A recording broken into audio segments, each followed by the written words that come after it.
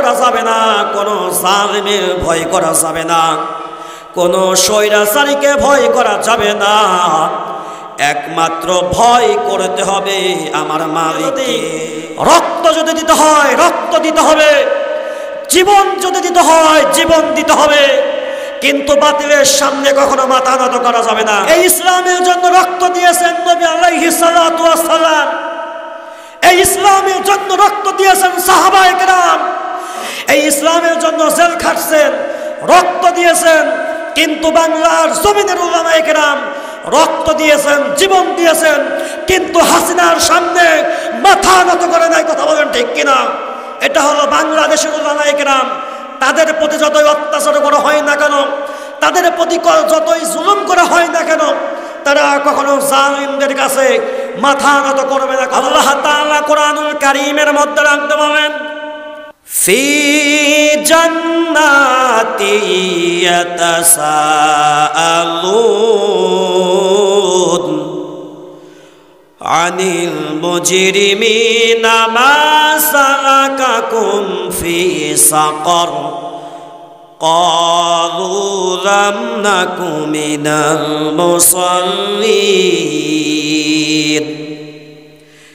আল্লাহ তাআলা রাখতে বলেন, ফি জান্নাতি ইয়াতাসাআলুন,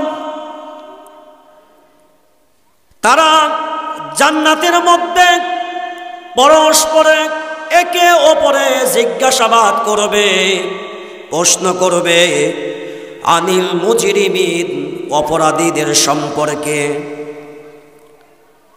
মা সালাকাকুম ফি সাকার, তোমরা কোন কারণে তোমাদেরকে জাহান্নামের মধ্যে নিক্ষেপ করা হয়েছে?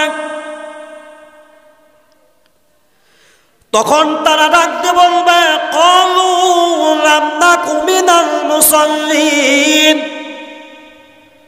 অপরাধীরা ডাকতে বলবে, আমরা দুনিয়ার জমিনে নামাজ পড়তাম না, নামাজ না পড়ার কারণে আল্লাহ তাআলা জাহান্নামের মধ্যে দিয়েছে। এই জন্য প্রতিটি মুসলমানের উপর আল্লাহ তাআলা নামাজ ফরজ করে দিয়েছেন। আল্লাহ তাআলা কোরআনুল কারীমের মধ্যে রাখতে বলেন, ইন্নাস সালাতা তানহা আনিল ফাহশাই ওয়াল মুনকার ওয়া লাযিকরুল্লাহি আকবার। আল্লাহ তাআলা রাখতে বলেন, নিশ্চয় নামাজ অশ্লীল এবং ফাহিশা কাজ থেকে মানুষকে হেফাজত করে। এই নামাজ সম্পর্কে আল্লাহর নবী হাদিসের মধ্যে বলেন, আউয়ালু মা ইউহাসাবু বিহিল আবদু ইয়াউমাল কিয়ামাতিস সালাহ, কিয়ামতের দিন সর্বপ্রথম বান্দার নামাজের হিসাব নেওয়া হবে। ওয়ামা খালাকাতুল জিন্না ওয়াল ইনসা ইল্লা লিয়াবুদুন, আল্লাহ তাআলা রাখতে বলেন, আমি এই দুনিয়ার জমিনের মধ্যে যত মানুষ এবং জিনকে দুনিয়ার মধ্যে সৃষ্টি করেছি, তারা যেন একমাত্র আমার ইবাদত করে।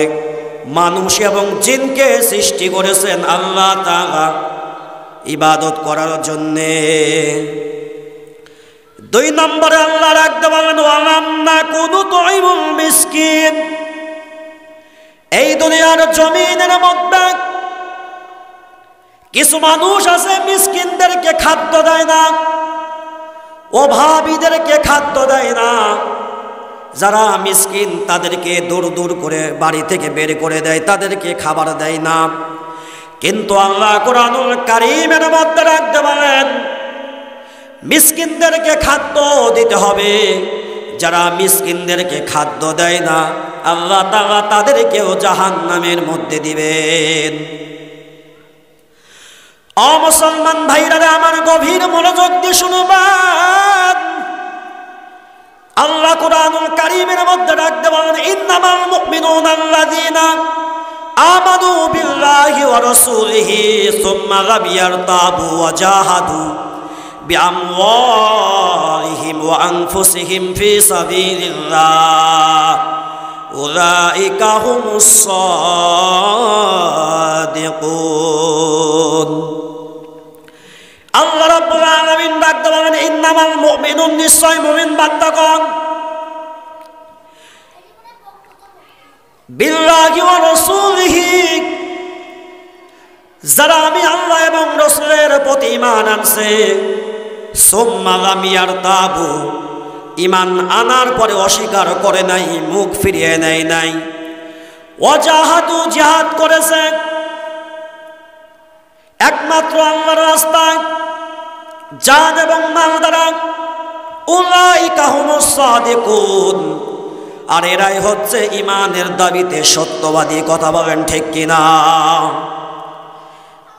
আল্লাহ তাআলা সূরা বাকারার 228 নম্বর আয়াতের মধ্যে আল্লাহ ডাক দিয়ে বলেন, ইন্নাল্লাযীনা আমানু ওয়াল্লাযীনা হাজারু ওয়াজাহাদু ফি সাবিলিল্লাহ উলাইকা ইয়ারজুনা রাহমাতাল্লাহ ওয়াল্লাহু গফুরুর রহিম।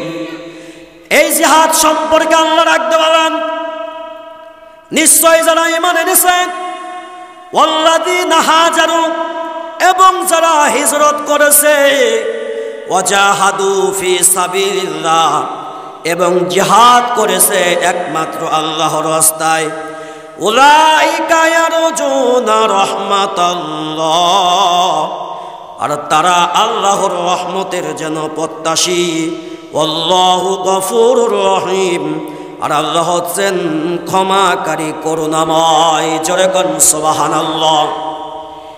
এই জন্য যখন জিহাদ ফরজ হয়ে যায় মানুষের ওপর, তখন কিন্তু জিহাদের জন্য ঘর থেকে বের হতে হয়।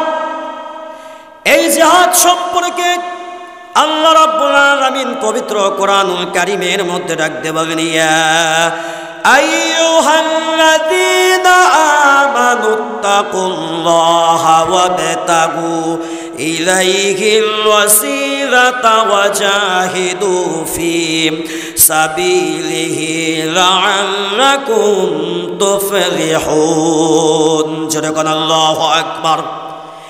আল্লাহ ডাকতে বলেন, হে ইমানদার বান্দাগণ, আমানুত্তাকুল্লাহ, তোমরা আমি আল্লাহকে ভয় করো।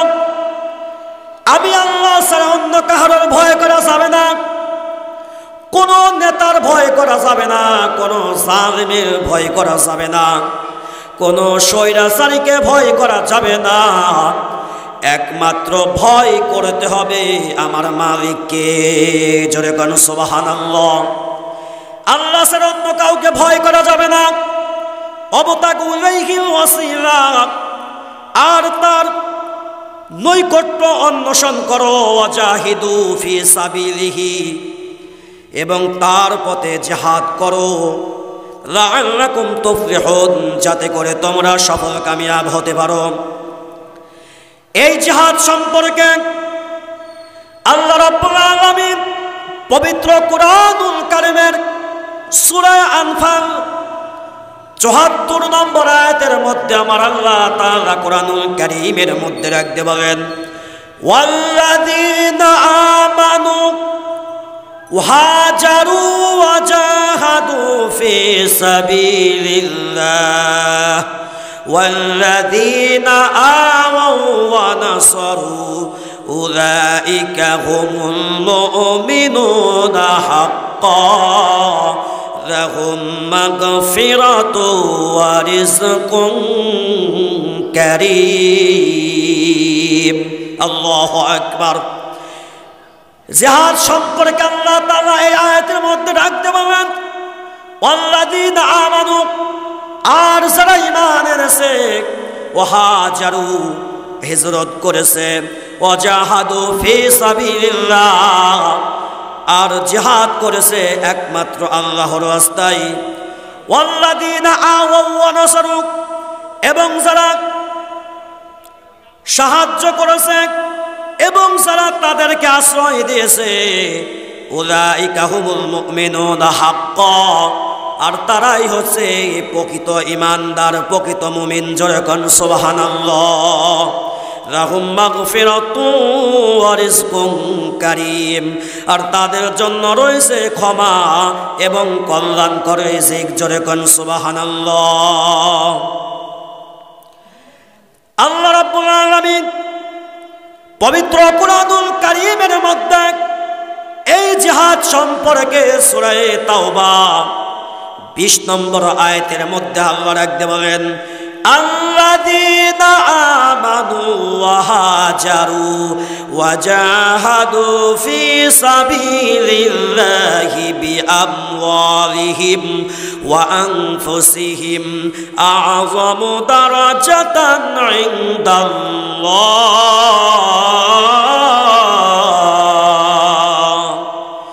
ওয়া উলাইকা হুমুল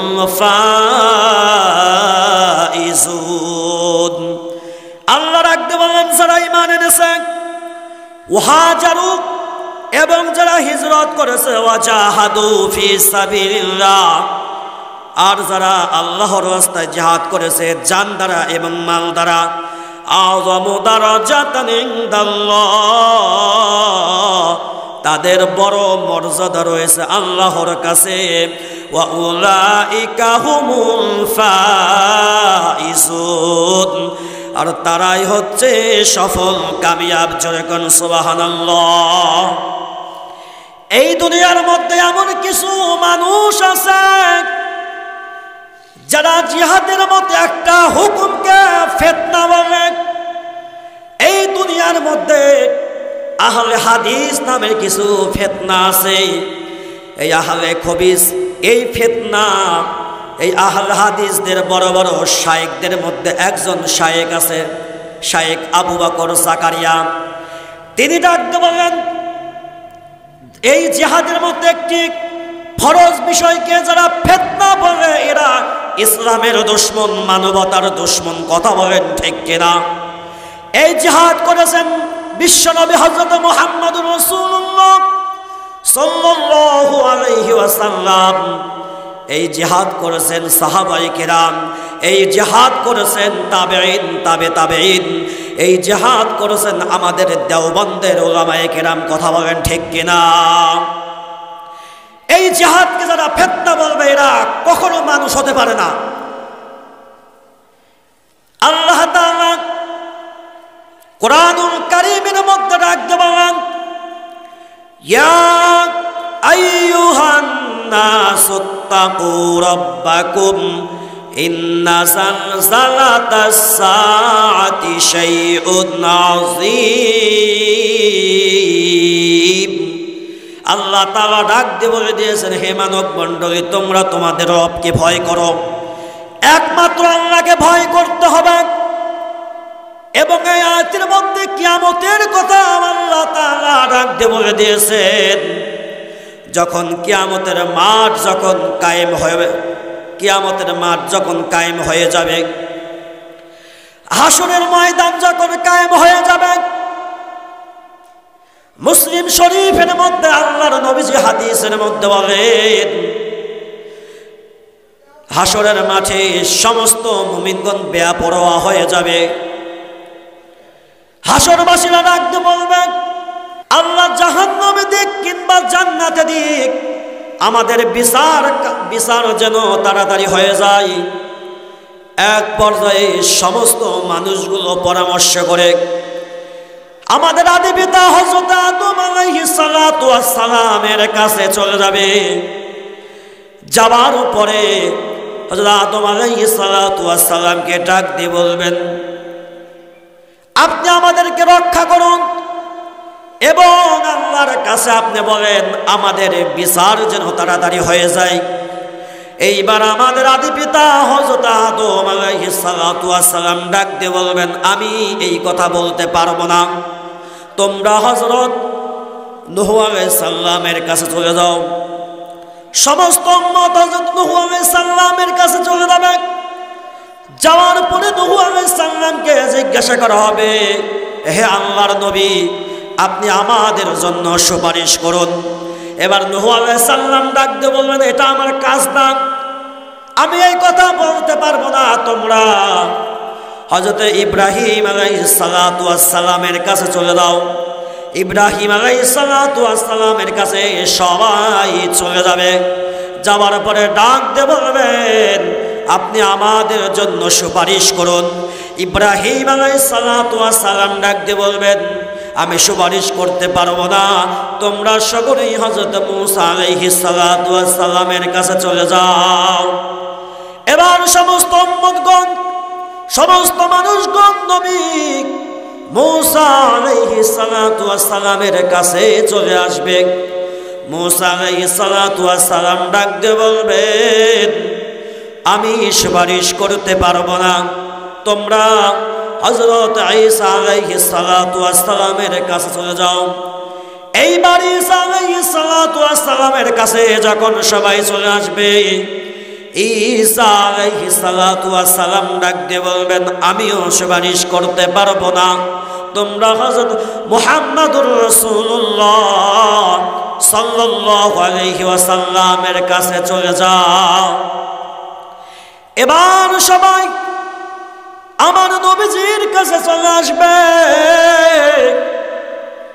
নবীজি উম্মতদেরকে দেখে আল্লাহর নবী আমার আল্লাহ তাআলার কুদরতি পায়ে সিজদায় পড়ে যাবেন, উম্মতের জন্য কান্নাকাটি শুরু করে দিবেন। এমন সময় আমার আল্লাহ ডাক দিয়ে বলবেন, নবী গো, আপনি সিজদা উঠান, কারণ আপনি দুনিয়ার জমিনে বহু কষ্ট করেছেন, বহু রক্ত দিয়েছেন, বহু কষ্ট করেছেন, বহু ধৈর্য ধারণ করেছেন। নবী গো, আপনি মাথা উঠান, আপনি যা বলবেন আমি আল্লাহ তাই মেনে নেব। আপনি আপনার উম্মতদের জন্য যা সুপারিশ করবেন আমি আল্লাহ আপনার সুপারিশ কবুল করব। জোরে কোন সুবহানাল্লাহ। হাসরের ময়দান এমন কঠিন ময়দান, নবীজির স্ত্রী হযরত আয়েশা সিদ্দিকা রাদিয়াল্লাহু তাআলা আনহা রাখতে বলেন, নবী গো, কিয়ামতের মাঠে, হাসরের মাঠে সবাই তো উলঙ্গ অবস্থায় উঠবে, কিন্তু একজন আরেকজনের দিকে কি তাকাবে না? এইবার নবী ডাকতে বলবেন, না, কিয়ামতের ময়দানে এমন একটি বিভীষিকাময় মাঠ, যেই মাঠে একজন আর একজনের লজ্জা স্থানের দিকে তাকানোর কোনো সাহস পাবে না। ও মুসলমান ভাইরা আমার, গভীর মনোযোগ দিয়ে শুনবেন। নবীজির সাহাবী হযরত আনাস রাদিয়াল্লাহু তাআলা আনহু ডাক দিয়ে বলেন, নবী গো, আপনি আমার জন্য কিয়ামতের ময়দানে, হাসরের ময়দানে সুপারিশ করবেন। এইবার নবী ডাক দিয়ে বলেন, হ্যাঁ ঠিক আছে, আমি তোমাকে সুপারিশ করব। এই কথা বলার পরে নবীজির সাহাবী আনাস ডাক দিয়ে বলেন, নবী গো, আপনাকে আমি কোথায় পাবো? আল্লাহর নবী, বিশ্ব নবী হযরত মুহাম্মদুর রাসূলুল্লাহ সাল্লাল্লাহু আলাইহি ওয়াসাল্লাম ডাক দিয়ে বললেন, তোমরা আমাকে তিন জায়গায় পাবা। এক নাম্বার, যেখানে আমলনামা মাপ দেওয়া হয়, মিজানের পাল্লার কাছে যাবা, সেখানে যদি না পাও তাহলে তোমরা হাউজে কাউসারের নিকটে যাবা, সেখানেও যদি আমাকে না পাও তাহলে পুলসিরাতের সামনে গিয়ে আমাকে তোমরা পেয়ে যাবা। ও মুসলমান ভাইরা আমার, গভীর মনোযোগ দিয়ে শুনবেন। আমি আপনাদের সামনে কিয়ামত এবং হাসরের মাঠের কিছু কথা বলতেছিলাম। এই দিন সম্পর্কে আমি আপনাদের সামনে কিছু কথা বলতে চাই। আল্লাহ রাব্বুল আলামিন কোরআনুল কারীমের মধ্যে রাখতে বলেন, ইন্নাদ-দীনা ইনদাল্লাহিল ইসলাম। আল্লাহর কাছে একমাত্র মনোনীত ধর্ম হচ্ছে ইসলাম। ইসলাম ছাড়া আমার আল্লাহর কাছে কোনো ধর্মের কোনো দাম নাই, কোনো মর্যাদা নাই। ইসলামকে প্রতিষ্ঠা করতে হবে। ইসলাম প্রতিষ্ঠা করতে গিয়ে যদি রক্ত যদি দিতে হয় রক্ত দিতে হবে, জীবন যদি দিতে হয় জীবন দিতে হবে, কিন্তু বাতিলের সামনে কখনো মাথা নত করা যাবে না। কথা বলেন ঠিক কিনা? এই ইসলামের জন্য রক্ত দিয়েছেন নবী আলাইহিস সালাতু ওয়াস সালাম। এই ইসলামের জন্য রক্ত দিয়েছেন সাহাবায়ে কেরাম। এই ইসলামের জন্য রক্ত দিয়েছেন বাংলার জমিনের উলামায়ে কেরাম। কথা বলেন ঠিক কিনা?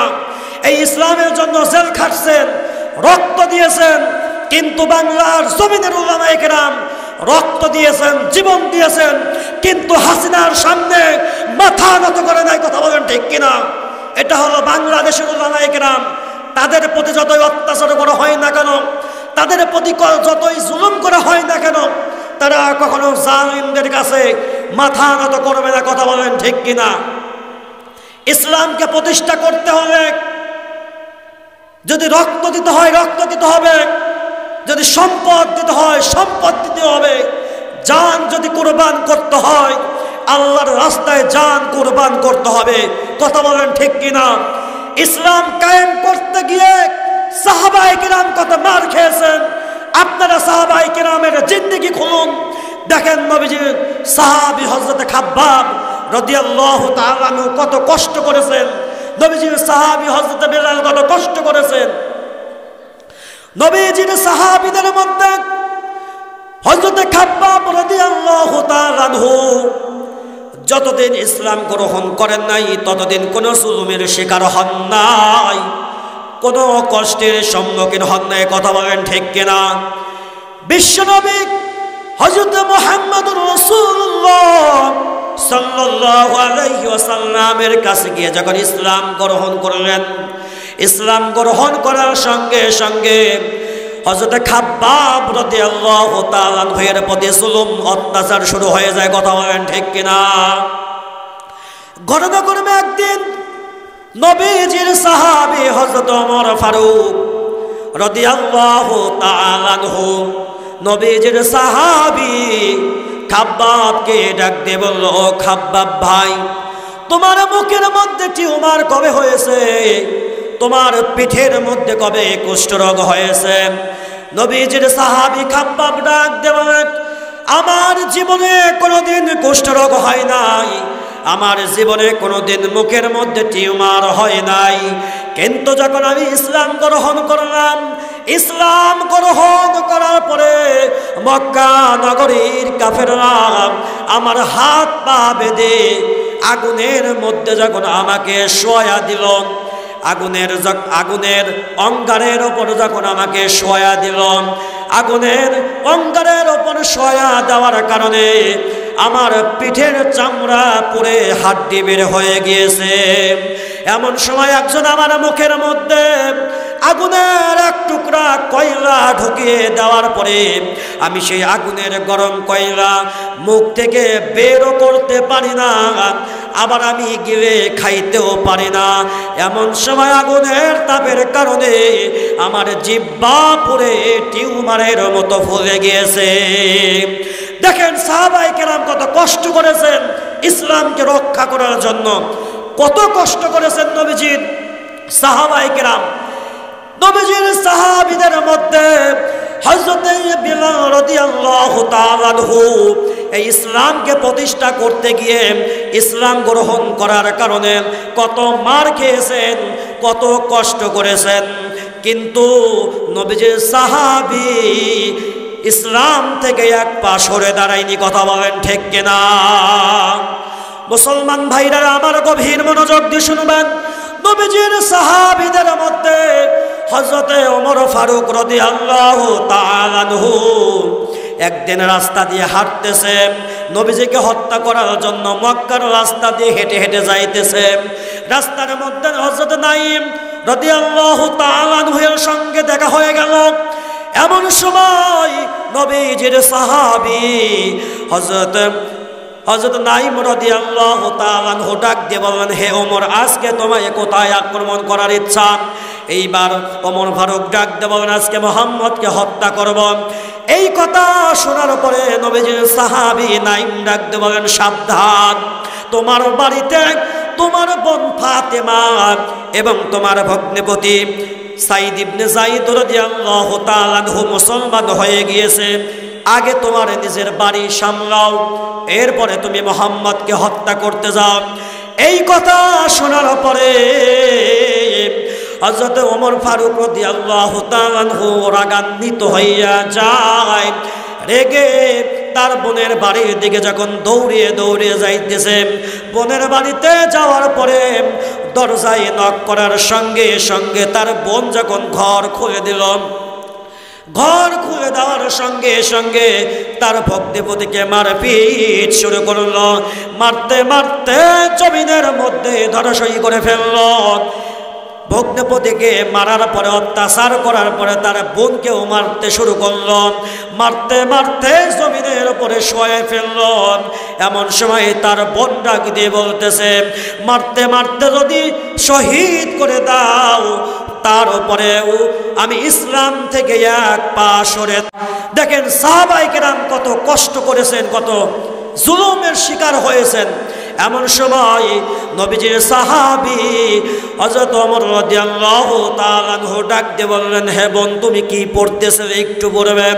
তার বোন ডাক দিয়ে বললেন, আমি কোরআনুল কারীম থেকে সূরা তাহা তেলাওয়াত করতেছিলাম। এমন সময় তার বোন সূরা তাহা এর আয়াতগুলো যখন শুনিয়ে দিল, আয়াতগুলো শুনিয়ে দেওয়ার পরে মনে হচ্ছে হযরত ওমর রাদিয়াল্লাহু তাআলা আনহু ইসলাম গ্রহণ করবেন, এমন একটি আভা তার মুখের মধ্যে ভেসে উঠেছে। এমন সময় হযরত ওমর রাদিয়াল্লাহু তাআলা আনহু ডাক দিয়ে বললেন, বোন রে আর দেরি করব না, দেরি করব না, আমি মুহাম্মদের কাছে গিয়ে কালেমা পড়ে মুসলমান হয়ে যাব। এমন সময় নবীজির সাহাবী হযরত ওমর ফারুক রাদিয়াল্লাহু তাআলা আনহু নবীজির দরবারে চলে যায়। নবীজির দরবারে যাওয়ার পরে যেই তরোয়াল দিয়ে নবীজিকে হত্যা করতে চেয়েছিল, সেই তরোয়াল নবীজির পা মুবারকের সামনে রেখে কালেমা পড়ে মুসলমান হয়ে যায়। জোরে কান সুবহানাল্লাহ। হযরত ওমর রাদিয়াল্লাহু তাআলা আনহু ইসলাম গ্রহণ করার পরে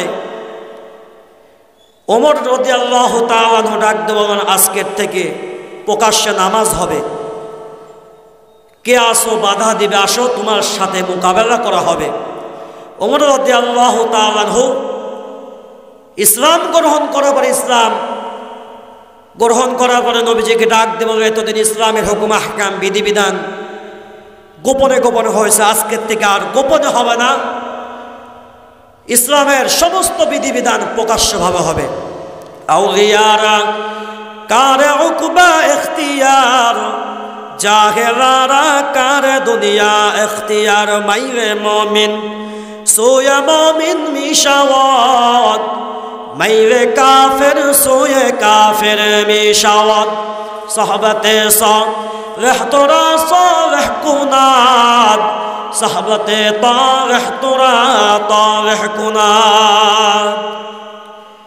আমি এখানে আমার সংক্ষিপ্ত বক্তৃতা শেষ করছি। আসসালামু আলাইকুম ওয়া রাহমাতুল্লাহ।